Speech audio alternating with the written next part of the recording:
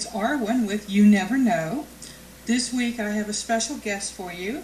He's a best-selling author, he's a speaker, an empowerment specialist, and a spiritual mentor.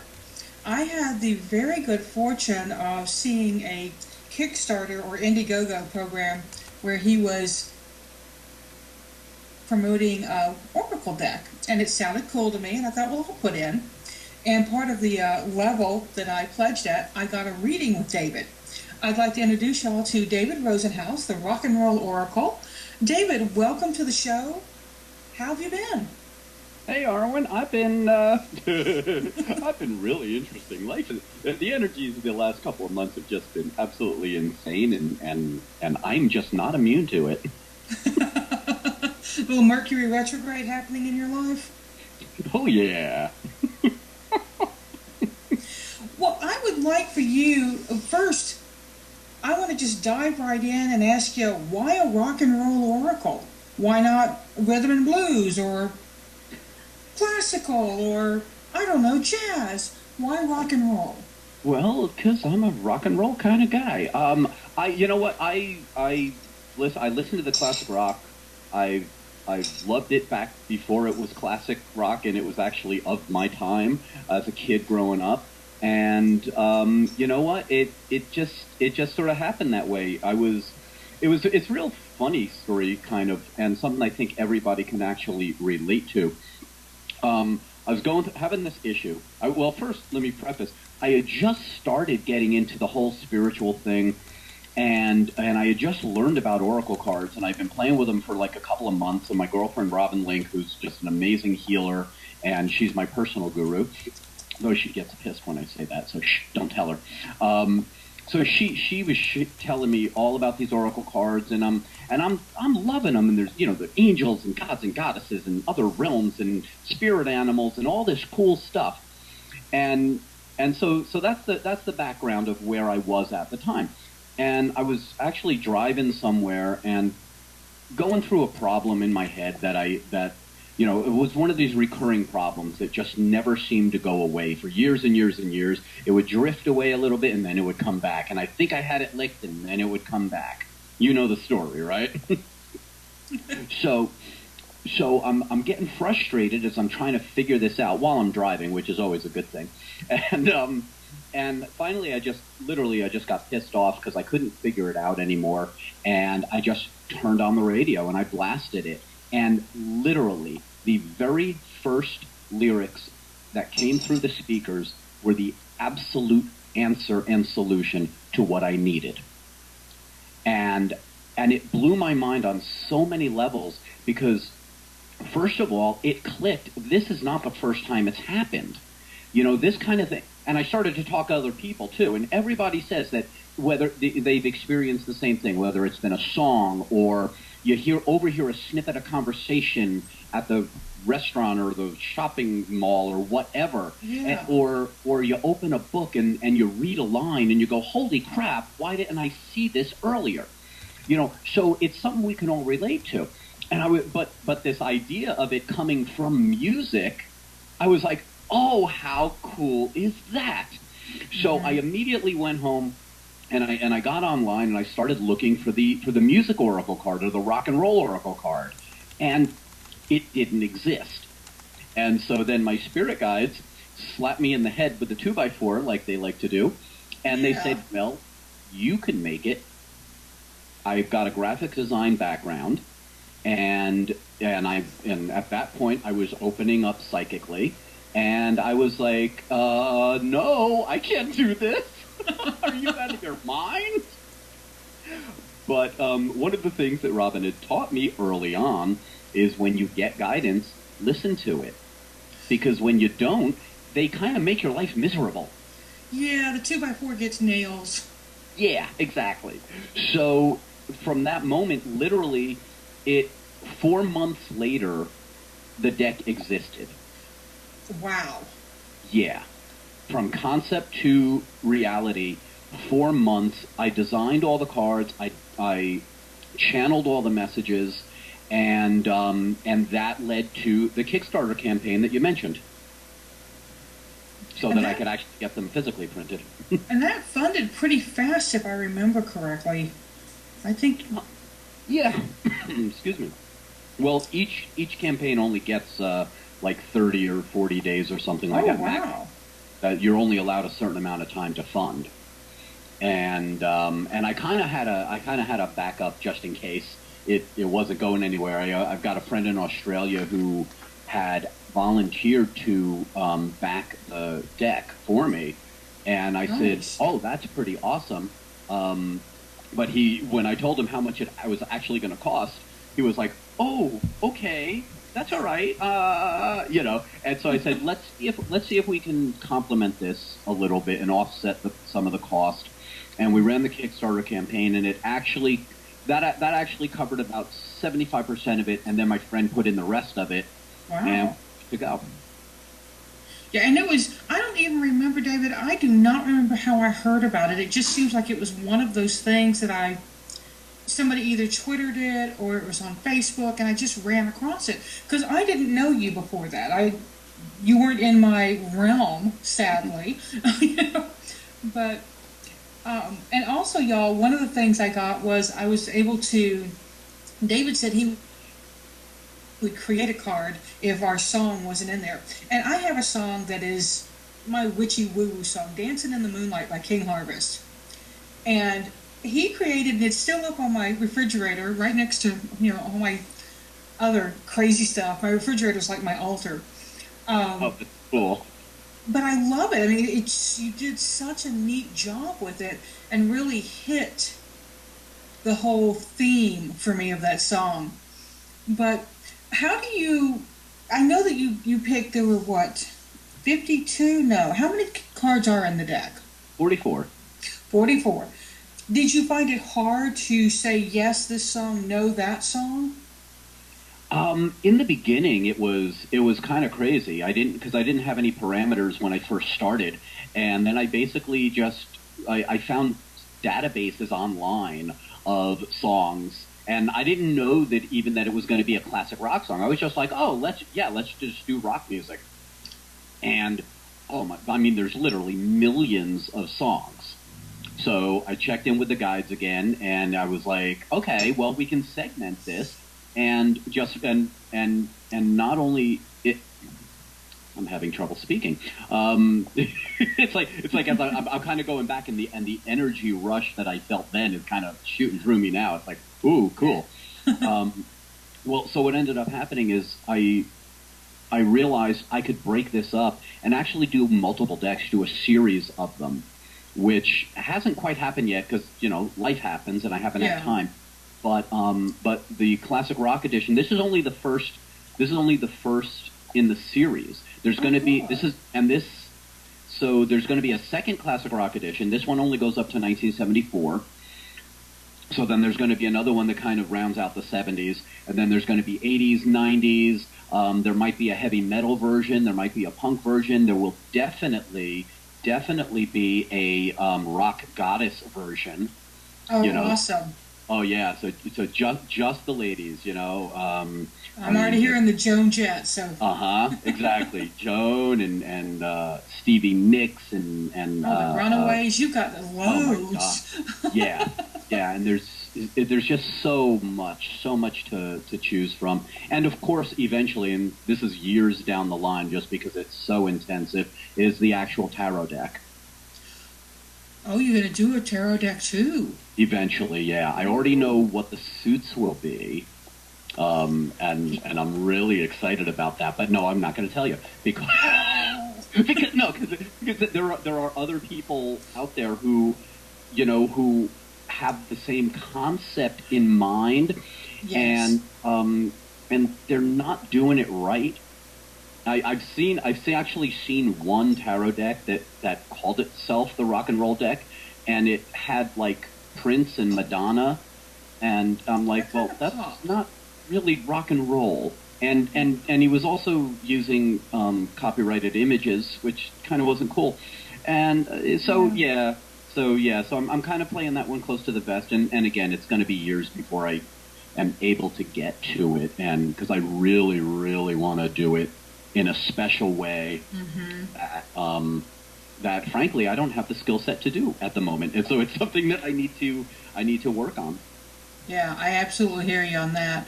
Now, in the chat room, we've got punk version would be cool. Somebody else says, I want all of the above. And then the Pin Network said metal. So, and they did some little M thing that I think is probably that, but I'm not sure. Probably. I'm not a metal person, so I tell people my musical taste stopped at the 80s. So I'm 80s and back. I say that myself. If it wasn't written after 1985, I don't know it. It doesn't happen to be true though.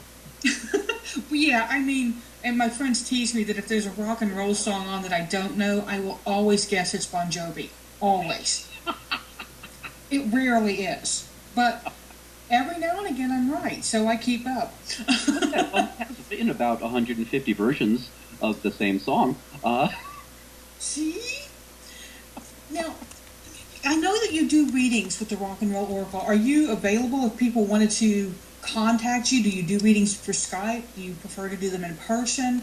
How do you do your readings? I'm totally open. I love doing them on Skype, and obviously I don't usually do video. I sit at my my main computer, the desktop, which doesn't have a camera. I can do video if it's requested in advance and whatever. But yeah, Skype or phone or in person to me it doesn't matter. You know, the beauty of energy is that it's energy. It's everywhere all at the same time. And it's funny, as I don't study deeply, but I keep my finger in the whole quantum physics kind of thing, and all the new science that's coming out that actually proves what we all have already known, but it actually scientifically proves that you can exist on multiple planes in multiple dimensions at multiple times at the same time. So our physical distance is only an illusion. Yeah, Schrodinger's cat never actually left. That's my theory. He pulled a cat maneuver and was out of the box and strolling. Now, I also know that you're not camera shy because you have a fabulous YouTube channel that I try to check in with, and I think I've missed 2 weeks in a row. But tell people a little bit about what you... Oh, well, now, see, I didn't know that because I'm watching the rock and roll one. Tell people about your YouTube. Yeah, literally, I missed the last 2 weeks. I haven't posted. Oh, so awesome! Then I didn't miss anything. Right. This is part of the energies that have been coming through that really sort of threw me for a loop. The big message that everybody has been getting, and I have been getting really, really loud as well, is that the path to truth, the path through to enlightenment and ascension and all that, which really is just the path to truth. There's no, I gotta sort of sidetrack a little to clarify. We sort of get sold this bill of goods on this idea of ascension or enlightenment as though it's the problem solving euphoria, nirvana of all the world, and it's not. All it is awakening to the truth. It's opening your eyes and seeing what's really there. And let me tell you, the reason that we've kept our eyes closed for so long is because the truth sucks. From the perspective of how we were brought up and what society teaches us, and, from like a religious, spiritual standpoint, heaven being this place where anything you want is available and the streets are paved with gold, and what's happening so often that we're being taught now, even in the spiritual world, of using the law of attraction because we have the right to be rich. And everything is based on money, money, money, riches, riches, riches. Nothing wrong with that, let me tell you.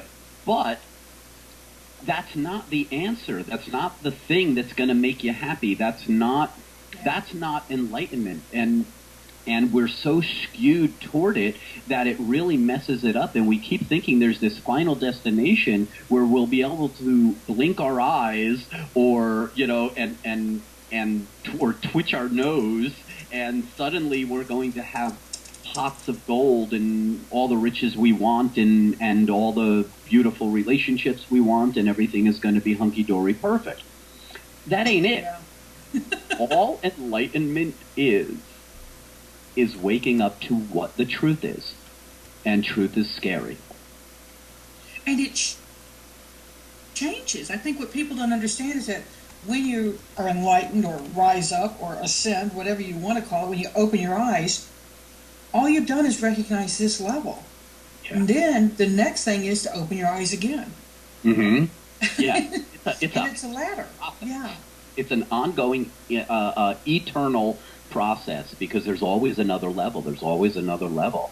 Yeah. It's kind of, it's like, I was going to make a gaming reference and I don't have one.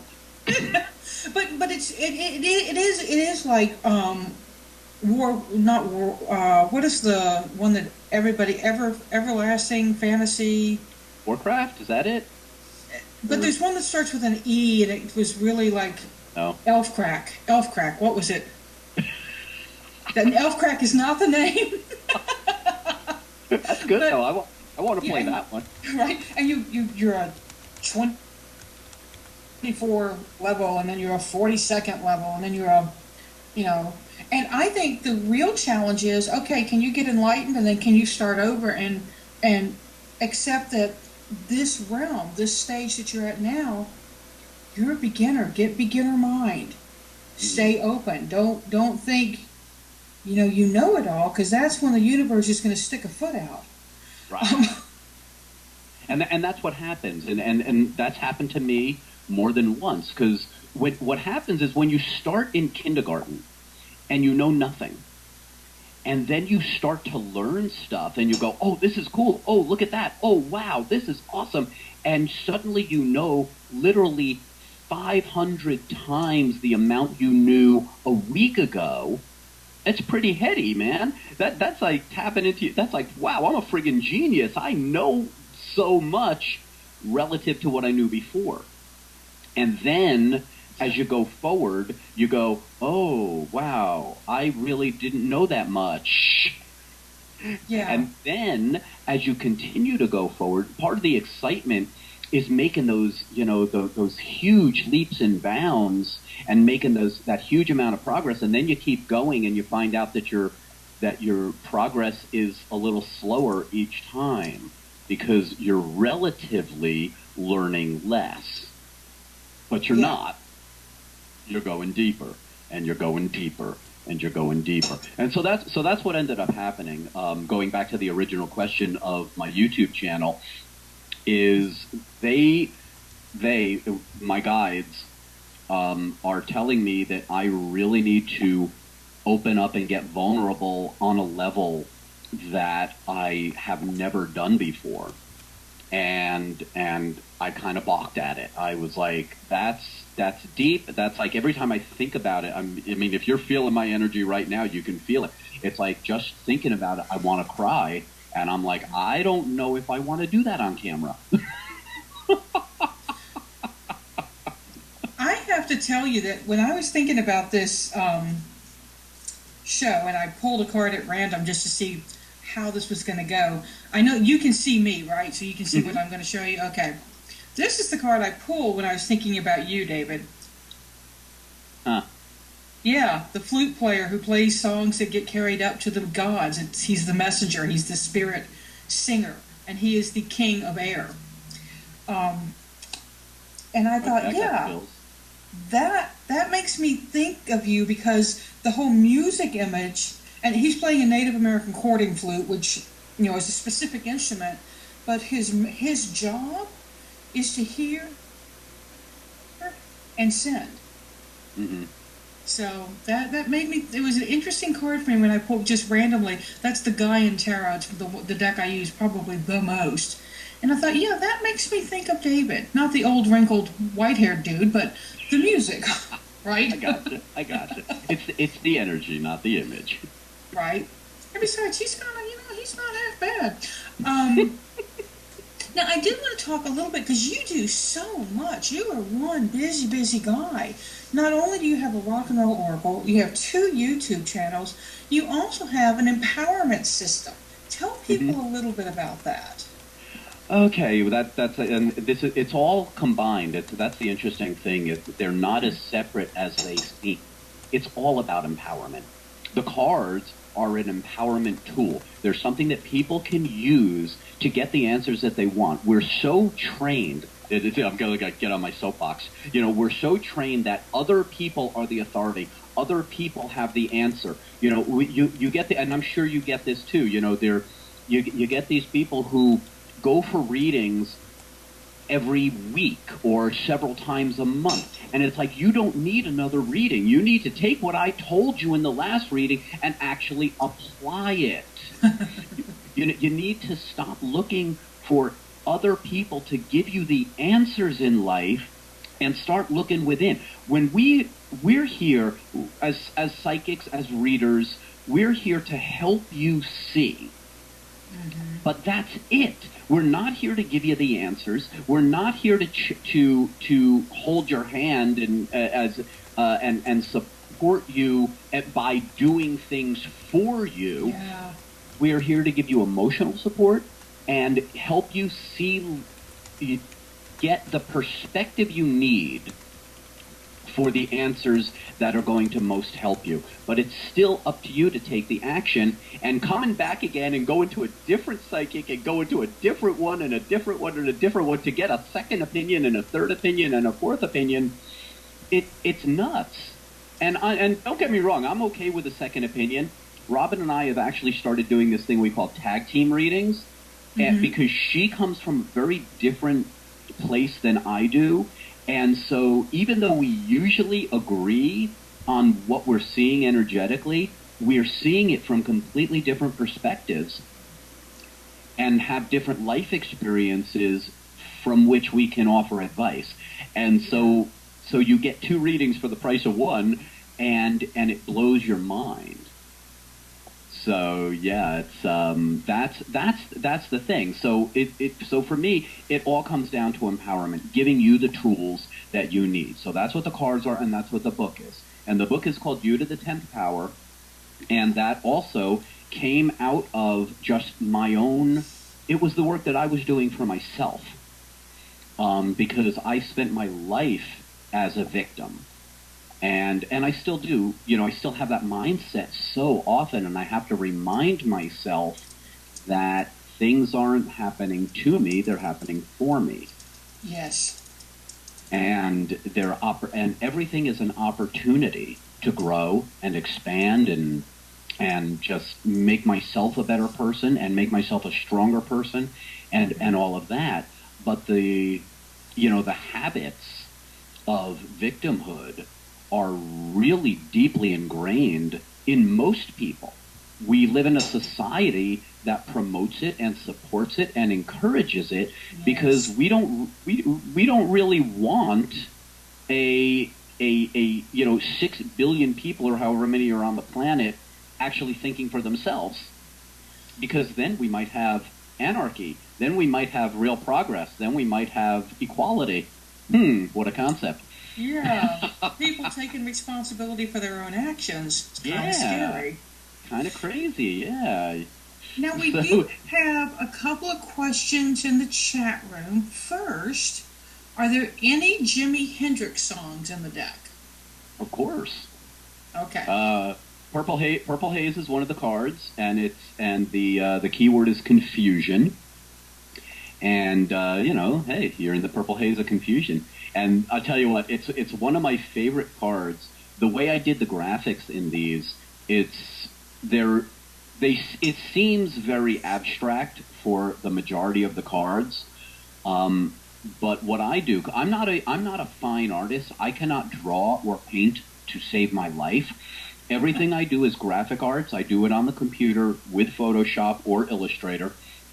And so I will often take sort of existing images and manipulate them and just kind of get the energy from them and build on it from there. And the Jimi Hendrix card, the Purple Haze card, actually started with a picture of Jimmy. Huh. I'll have to go And grab my deck after this and look. Yeah, if you look real careful, you can almost see it. Almost. Very cool. One of the other questions, I'm looking at you who asked this question. Has David ever thrown a TV out of a hotel window, and is there a groupie card in the deck? Groupies scare me. No, I have never thrown a TV out a window, although I did shoot one once. David! Good timing. Good timing. Nice fit. No. I used to be an actor a few thousand years ago, and I actually didn't do the shooting, but I was producing a movie that where one of the characters shot out a television. And so I worked on the I helped with the special effects and staging it and all of that cool stuff. Oh, and somebody advised that they said the people who ask for your advice and never use it are called ask holes. I like that. I'm so stealing that. I tell my clients that it's a 2-week minimum before they can come back and ask for another reading. Yeah, and you better ask another On question. any Don't ask the 2-week same minimum. question. Yeah, and no, the same question. You need a good. I like a month to 2 months because you gotta let it cook. Yeah, I actually advise 6. I'll do 2, but I actually advise 6. That But makes then good again, sense. I'm like, you know what? If you want to spend your money, fine. I got to make a living. Yeah, and I've got some very dear friends who started out as clients, and one of them said to me, she said, I was so appalled when you told me I couldn't get a reading. I thought, how is she ever going to survive in this business? Right? And then she realized that, in fact, I can keep busy. So, now, we're right at the half-hour mark, so I want to look and see what we can add. What more can we ask David? Whatever you want to ask him. He does so much. He does personal coaching. How do you view personal coaching? What is your goal when you take on a coaching client? It's really the same thing as doing a reading. It just goes a lot deeper with a lot more steps. It's all about giving you the tools and showing you how to use them practically in everyday life. And that's actually what the book is, the You to the 10th Power. It's 4 practical steps. The subtitle is 4 practical steps to radically increase your personal power. And Nice. it's a really simple, deceptively simple process that I discovered. And it's not like I reinvented the wheel or anything. I'm not some kind of genius here. It's something I realized we all do these things. All 4 steps are things every one of us uses all the time. The problem is we don't do them in order, and we don't do them consciously. And that's the big difference. Now that makes sense, yeah, because you have to do stuff intentionally. Yeah. Yeah, and usually we do it as a reaction, to something. So it's like, the 4 steps are back off, breathe, conscious thought, and conscious action. And it's that simple. It's like, usually somebody says, okay, well, if you're upset or this or that, you got to breathe. Well, it's hard to breathe when you're in the middle of a situation. If you're face to face with somebody and they're yelling at you and you're freaked out and you're pissed off, and, so you really have to back off first. And sometimes literally all you have to do is take half a step back, literally, physically. Mm-hmm. And that opens up the space so that you can take that breath. Once you've taken the breath, you can take some time to think about what's going on. What's the situation? What caused the situation? where can I go that's going to take this situation somewhere differently? How can I handle it better? How can I handle it differently instead of having the same conversation over and over and over again? And there's like a million and one questions to that aspect, and that's really where you get deep and deep and deep and deep until you get to step 4, which is conscious action, which is taking everything you just thought about, making your decision of what your next step is going to be, and then actually doing it. Yeah. Which is where a lot of us fall short. I should have said this. Maybe next time. Yeah, the parents probably will find that really beneficial, because it's hard when you're in the middle of your teenager telling you that you stink. It's hard to breathe, much less back off. So that's a good 4 steps. Now, yeah, and it really is simple. Yeah. And it's what, BBCC? No. Back off, breathe, conscious thought, conscious action. Okay, so yeah, BBCC. Yeah, okay. Yeah. I'll have to try some of that, because there are times I work a really stressful job. I am tech support, and I'm now doing manager relief, meaning that if somebody escalates and they're cranky and they ask for a manager, hello. So I get to take more stressful chats than normal. And I volunteered for this again. I'm not sure why, but I luckily really enjoy my job, and I like working with people. But there are some times when you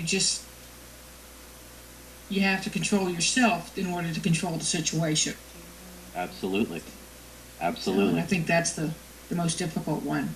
Now, David, Yeah. Are you open to doing like some mini readings for some of the people in the chat room? Well, sure. Ooh.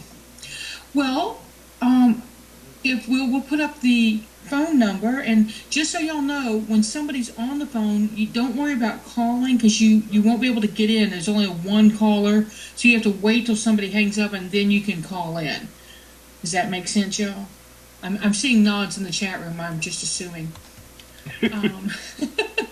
But if somebody will put there, that's the most interesting number in the world. There she goes.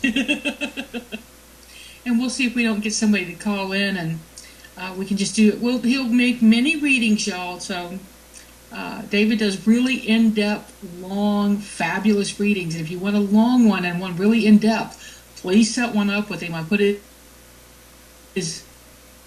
sorry, Kim, it was Eric. I just called out the wrong half of the producer team. Oops. I know. You're so naughty, Arwen. I know. Kim, honey, I'm sorry. It's okay. I should have known it was him. Yeah, he's the bad one. I can't help it. I need a keyboard for the full-figured man. Y'all are going to make me ruin my laptop tonight.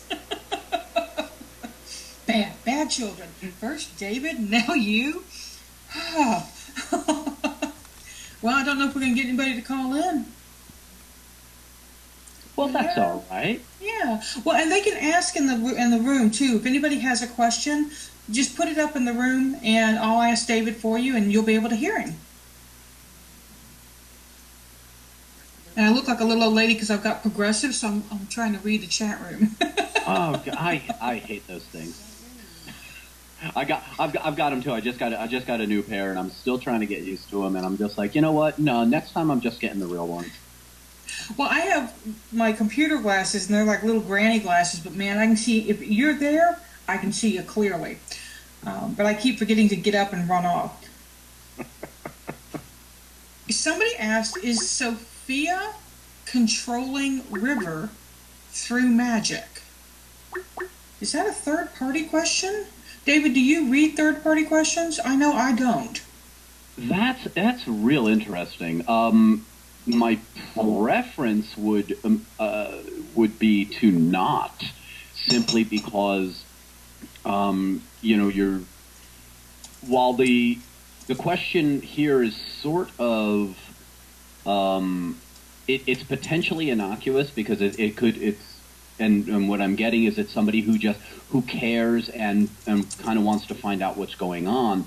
but you could potentially take that information and start butting in where you're not necessarily welcome, or where it's not necessarily appropriate. Yeah. And so then you're getting into kind of iffy free will kind of thing like that. But I will actually comment on it in a general sort of way. Well, and hang on, because we do have a caller, and I'm going to see if the person in chat can rephrase it, and it may have been a Walking Dead reference, and I don't watch the show, but somebody else asked that. But we're gonna go to the caller, and then we're gonna go back to the chat room and see if we can get a rephrase on that. Hello. Okay. Hello. Hello. Hi. You're on with David and Arwen. David, this is your caller. Hey, how are you? I'm good, David. How are you? I'm pretty awesome. What can I do for you? I was just wondering if I could get a reading about my career. Alrighty. Anything specific you want to know, or just sort of general? Is it gonna progress soon? Let's find out. Oh, that's interesting. We got the romance card. Song is Moon Dance. It's a marvelous night for a moon dance. Now, that doesn't necessarily mean, like relationship romance. What we're talking about here is the joy. It's finding the romance in the situation. It's going out and dancing and having a good time and really being in the moment to enjoy it. So as it relates to your career, the question you need to ask is, am I having a good time? And if I'm not, why not? And if I'm not and why not, what can I do to make this a good time? You know, when we talk about romance, romance basically means escalating something to a point of joy. Like you look at romance novels, there's nothing realistic in a romance novel, but that's the part of it that we actually enjoy when we read them. It's like, oh my God, it's fantasy. It takes us to another world. We can, we can escape into it, and we can do that anywhere in our lives. So most people, they go to their jobs and they think this job sucks, and they totally miss the opportunity to find like the joy in it. Seek joy, y'all. And so that's what this card is basically telling you. It's seek the joy at the job, and then ask the question. Gotcha. Cool. Thanks. So do you think you're enjoying your job, caller? I think I know who this caller is. The voice is really familiar. Not really. Not anymore.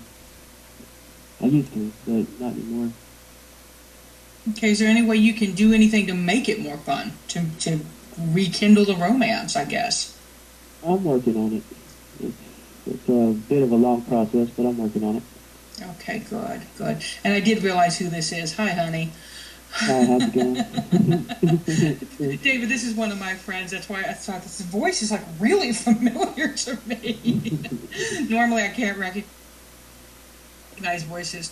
Well, does that help you with, what you're thinking about with your career? Yeah, I guess, a little bit.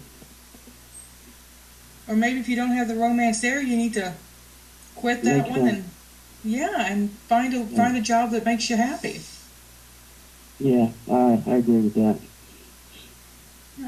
Yeah, but the point is it's all within you, within the perspective. It goes back to the whole victim mentality that I was talking about earlier. If the job sucks, it's because you're making it suck. It doesn't matter what anybody else does. And I can fully, and I'm not saying it's easy, because I've got a day job, and it's challenging, and when I get into my down modes and I get into my victim mode, then it's really horrible, because everybody's doing something to piss me off. And then I go, whoa, okay, it's me. And then when I change my attitude, what ends up happening is most of the people, and this literally happens like 99% of the time, when my attitude changes, these people who are doing these things to annoy me actually stop doing those behaviors.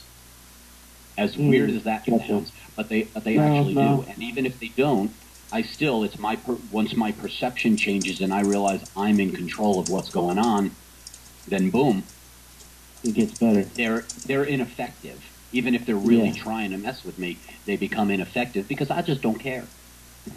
Gotcha. All right. That's what I needed to know. Rock on. Thanks, Winnie. Okay, and Natalie in the chat room did rephrase. And here, so my rephrase of her question is, what does Natalie need to know about Sophia interfering in Natalie's relationship with River? So the issue is, she says that River is her love interest. I'm reading what she wrote. She's been attempting to break the relationship for 8 months. Today, she found cut-up fabric from the first shirt she saw Sophia in stuck in her jacket pocket. So I guess that's where they're wondering what the entanglement might be, and that's more her focus, is what does she need to know about that outside influence on her relationship with River. Okay, so it's, it's still sort of the same answer as before. This is Sophia's issue, and she's the one who has to deal with it. But what she needs to do is there's several things. She needs to energetically cut cords, big time. And if you're not familiar with that phrase, what happens is anytime we cross energies with somebody, they kind of leave a little residue behind. And if there's some sort of emotional impact, as in a relationship or a former love interest, then those ties are going to be pretty deep, and cords and hooks, we call them energetic hooks. Sometimes they get into you, and they're really hard to let go of. What I do for that is I call on Archangel Michael, and it doesn't have to be anything formal, but if you like ritual, that's awesome.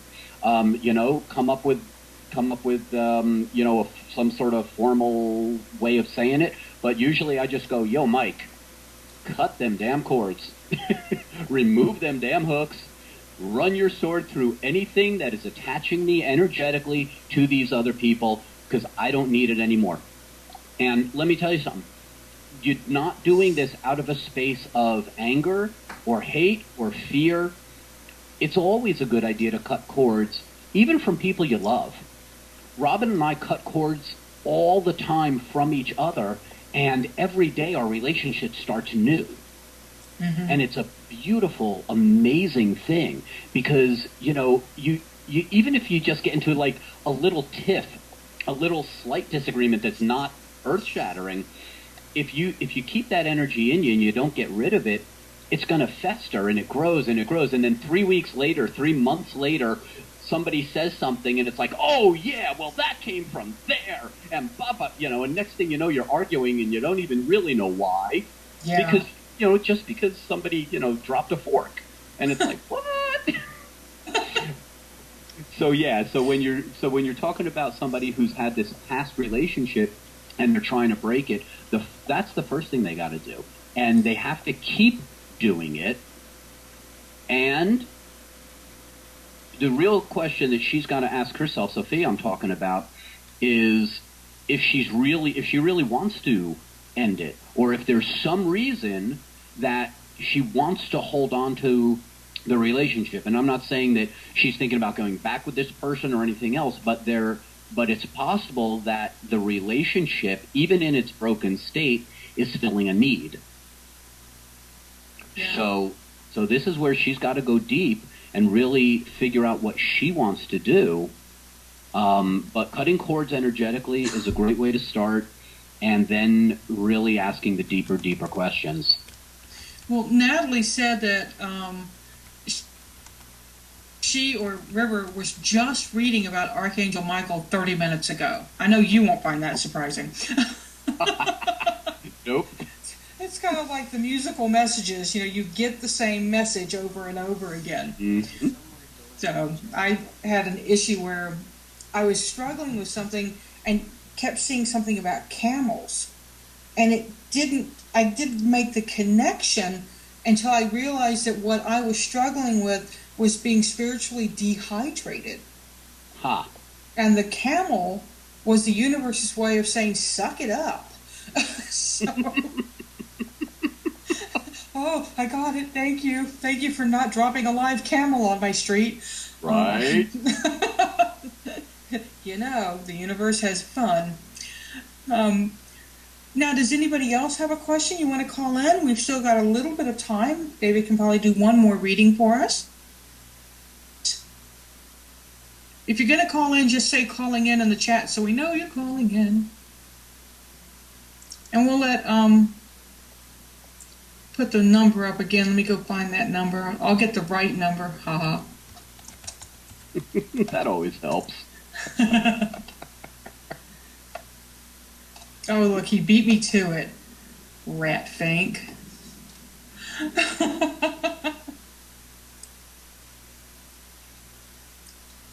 Well, if nobody's going to call in, how about our host? Do you have our producer? Do you have a question? I know that Mrs. Producer had a question last week. Yeah, it's your turn. Yeah, sure. I've got a job interview tomorrow. What do you guys see happening with that? Okay, let's take a look. Ooh, always love when free ride comes up. That's the inner guidance card. All right, so what you want to do is, first of all, when you go, make sure you're in a really, really relaxed state of mind. Keep breathing, deep breaths. If you do yoga stuff, do that, whatever you can do to stay calm. You want to really pay attention to the questions that they're asking. When they ask interview questions, when they're good, and I got a feeling I think the person who's interviewing you is going to know what he's doing in an interview.